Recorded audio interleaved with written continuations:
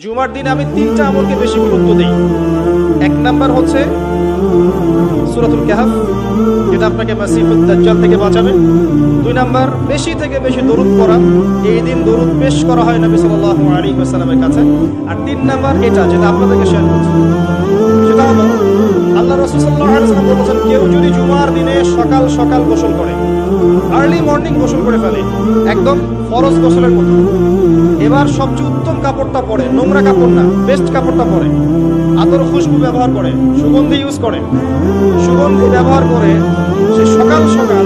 পায়ে হেঁটে মসজিদে যায়, বাহনে চড়ে নয়, পায়ে হেঁটে মসজিদে গিয়ে ইমাম বয়ান খুতবা শুরু করার আগেই মসজিদে চলে গেছে, ইমামের কাছাকাছি বসে, কাউকে কষ্ট দেয় না, ইমাম খুতবা দিচ্ছে, সে চুপচাপ শুনছে,